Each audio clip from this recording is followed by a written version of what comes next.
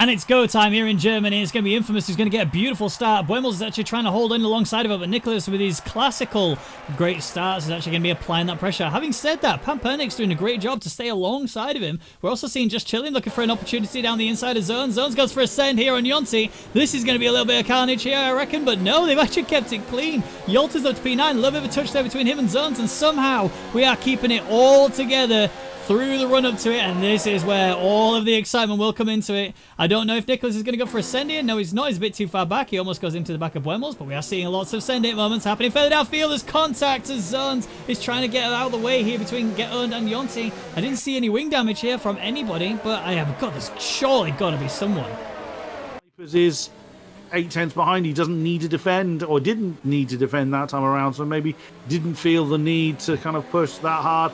Yalta and Zones, the Shazoo pair. Oh, go on. Oh, sorry, Zones and Just Chilling almost had a massive crash there. That was somehow Just Chilling was getting stuck out to the outside. Zones, I think, pushed him out there. They were stuck on each other, and then there were a big send-off there. Just Chilling lost a couple of places. Big contact there. I think that was him and Brownie. And Brownie's trying to go around the outside. This is going to be very difficult for any of them, but there's a lot of cars, and Just Chilling's getting punted left, right, and centre. He's trying to keep himself out of trouble, and he's doing well to keep his wing intact, but he's getting the abuse. He's getting the elbows, and the Alpha Boys are getting impatient. They're trying to find a way through, and Just Chilling holding on to P12 for now, or is he? Because some idiot is right there on the back of him.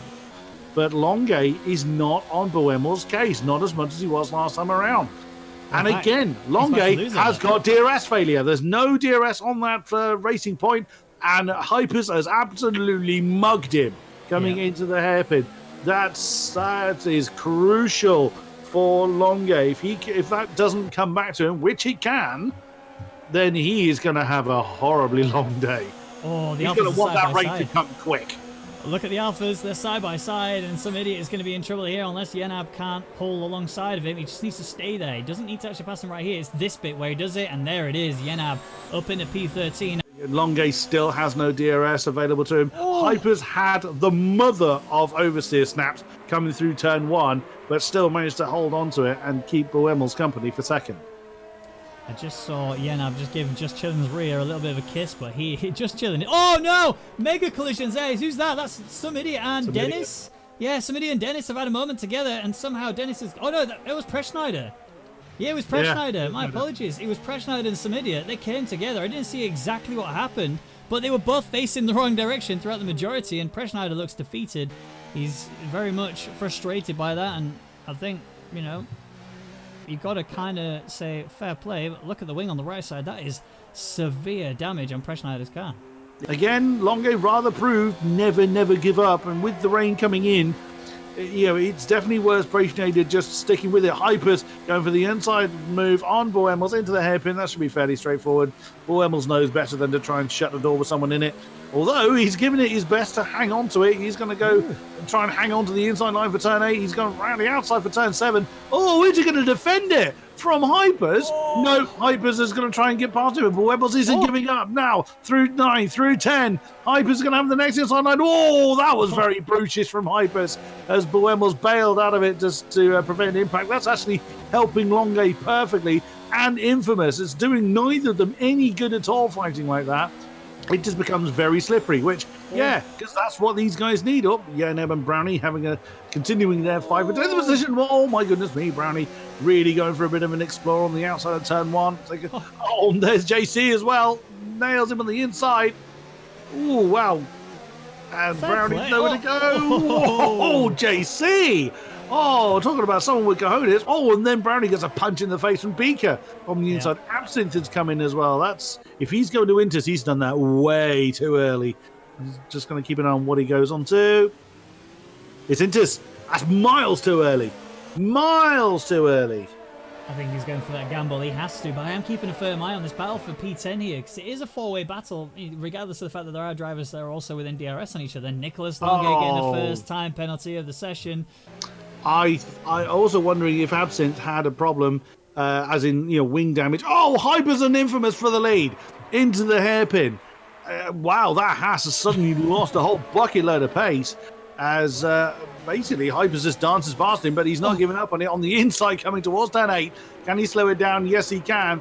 Buemos and Longe right behind them. Prejnader gets his name on the penalty board. He's pushing hard, and those soft tyres are not helping him in the slightest in these now even slipperier conditions. Recover it again later as Danico and Brownie's gone, lost the rear, and that's allowed Danico to get down the inside and right up there, but he's also struggling. He's fighting that rear of the car, and I think Danico will get yes, he has got DRS, so has Brownie, but Brownie has the yellow fuel warning light, which will be great going into the rain. Not so great right now, where he can't really push too hard as Danico's coming into oh my lord, Danico's going for a huge lunge down the inside of the hairpin. That really backfired. And he's not gained a position, but he almost lost another one there if the zones had been a bit more comfortable. Brownie also had a problem as well, as Yolter and Get-On going side by side. They're having a little scrap too. There's just scraps left, right, and centre. In this rain, he's only making it more spicy. Oh, yeah, it is. And that rain is coming down pretty well now. So now's the time, as Prejnader and Copy have done, is to get onto those intermediate tyres. I wouldn't be surprised if all four of the top guys. Yep, I thought they'd come in line astern, and that is exactly what they have done. There's going to be an interesting management battle going on who pits when. And here comes Infamous, like he has DRS. That was how much the slipstream was really helping him. Can he slow it down? Yes, he does. Nicely done. And that is Longe back into third. But Buemos is quite some way back. He's had a major mistake through turn one. He's kept himself clean. He's kept himself alive. And he's not had any contact with the wall at all. But, yeah, that's a sign of weakness. Oh, here comes Longe. Is he going to try and ying that one on the inside of turn two? No, he doesn't. He thinks better of that one. I was just envisioning the Racing Point just absolutely throwing that one on the inside of two. He didn't go for it. Is he going to shape up for a move into the hairpin? ERS up. He's gaining. Infamous is defending. Oh, he's going to have to go the long way if he's going to do it. Emery on the brakes. Infamous is not having any of that. Nope, that's not going to have it. Ooh, he's still there. He's still there. Oh, my goodness. If anyone could pull this off, it is definitely Longe. Infamous holding on to the inside for 7, and he's not going to get the inside for 8. That's the crucial turn. And still side by side as they are coming out of the Mercedes arena. And Longe's going to have the outside. Infamous giving adequate racing room. That's Absinthe that's getting out of the way. He's actually on full wets. He's been in the pits again. But here comes Longe's nose in the lead. Big battle over as he just rumbles onto the grass. Oh, and into the stadium. Wheel banging between the two. Longe does manage finally to nose into the lead.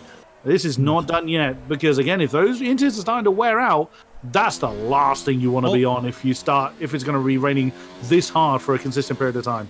Nicholas is in. He's in the pits. He decided that this is the moment to go for, but what is he going to do? Is he going to listen to what you said? Is he going for the wets, or is he going for fresh inters to go to the end of the race? I'm looking at his pit crew. They're wets. They are wets. Despite the fact that his pit crew is not there, he is absolutely getting wets. Or is he? Yeah, they've had enough. Well, you put your own tyres on. Oh, there they are. What's that? Oh, it's inters. He is inters. They were wet for me as well. Yonti has gone on to wets, though. Nicholas lost so much time. He did. That was actual pit failure. His pit crew basically said, no, fit your own tyres. No, you do it. And they were, oh, fine, we'll come out and do it then. That is a disaster for Longe. Absolute disaster. The Merc's in. Here's the house coming in. No, but Pampernicus, he's in as well. So he's decided that the tyre needs to be changed, but what to? Is he going for fresh inters? Or is he going to chuck on the wet tyres? I think wets is a mistake. Hypers is in. He's gone on the wets. I don't think the wets are the right tyre right now because the standing water is not on the racing line.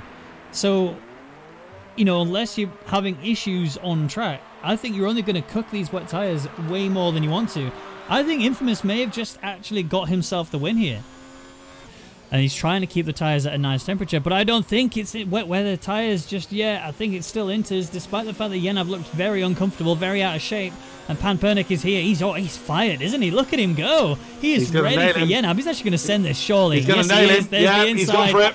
As he can actually hold it, though, that's the main thing he's got to think about, because he's actually taking the inside, which makes it even harder, but they're still going side by side, and Yenab gets the position back. Oh, does he? Because the cutback of dreams from Pampernik. Oh, he's had to back out, but that was going to be such a good overtake from Pampernik.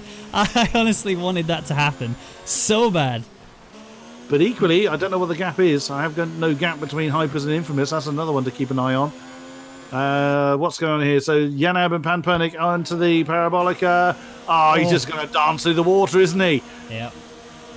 No! He's a whale in the ocean, and he's allowing that standing water to help him get the extra grip he needs, and that's allowed him to get the inside line, get the exit he was so comfortable on, and off he goes now up into what looks like P3. But now, there we go. I now finally have a time between Hypers and Infamous. 4 seconds. I counted that to be around about 8 2 laps ago. So that's... I reckon Hypers is going to be there. Whether he'll pass him, though, it really depends how much time life Infamous has by the time Hypers gets there, but he will get there, I'm sure of it. But I need to quickly go and have a look at Nicholas Longe and Just Chillin', because they're coming into the hairpin. Nicholas has got the inside line. Just Chillin's going to be stuck out there and literally hung out to dry, despite the fact that it's raining, because Just Chillin's lost the position, although he's still scrapping. Oh, that was close. There was almost contact between the two. In fact, they're still drag racing coming out of the hairpin, leading it through. It'll be JC who's got the worst line after this left-hander here. Nicholas is going to try and stick it to him. JC's giving him a little bit of a push to the outside. Nice and fair, I think, and he will hold P5 for now. Nicholas Longe is not backing out. He needs this. Even though he has the penalty, he has to somehow go for it. He's taking the inside line. Just Chillin' trying to hold him down the outside. Just Chillin' is still here. He's still holding Nicholas out there, but I think he's got it. He must have it now, surely. 2 right-handers coming up. He's got the inside line. Yeah, there it is. Nicholas will take P5. Oh, my Lord. They were really going for it. We are now about to enter the final lap of this Grand Prix. It's been a very strange one. Infamous is going for a defensive line. Hypers is going to have to take an awkward one if he was to go for the overtake. And Infamous is broken a little bit earlier. There was almost damage, but he's still close. Infamous is trying to hold him slowly as he can. I don't think he's got an answer to this as Hypers goes for the lunge into the inside. This could be his undoing. This could be Infamous getting this back if he's got the toe. And never mind, because look at the drive. Hypers is already gone. See you later, Alligator. Enjoy your race victory. 22 laps on intermediate tyres is just too much for Infamous to handle, and Hypers will take race lead.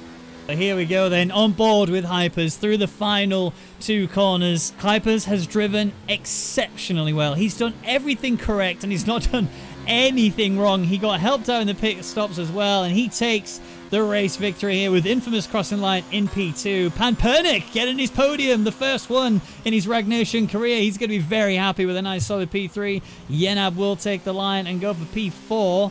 And Nicholas Longe will cross P5, but penalties coming into it means he will probably fall to about P6. He's got another one. He's going to drop like a stone. No. Here comes Wemmels. That's P6. Oh, he's lost out as well. Yalta Just Chilling. Hey there. Welcome to P5. Enjoy your points. That's what Captain Consistency gets you. Here's a rundown at the end of that Grand Prix. It is Hypers who gets the race win in such solid fashion. Considering he started P5, he drove incredibly well to get the P1 victory and get those 25 points in his pocket, with Infamous there in P2. He tried his best. He got the fastest lap in the qualifying. He just wasn't able to carry that right the way through, and on the final lap, it all fell apart for him. He finishes P2 though, gets a really good solid result, just not enough to get that first place position. Panpernik, with his first podium of his career, will be sitting very comfortably there in P3. Yenab there in P4, Just Chilling P5, Wemmels P6 due to the penalty. Nicholas Longe, due to his penalties, will actually be P7. Yalta in P8 with Yonta in P9. Geton gets the final points position, with Samidiot getting best of the rest.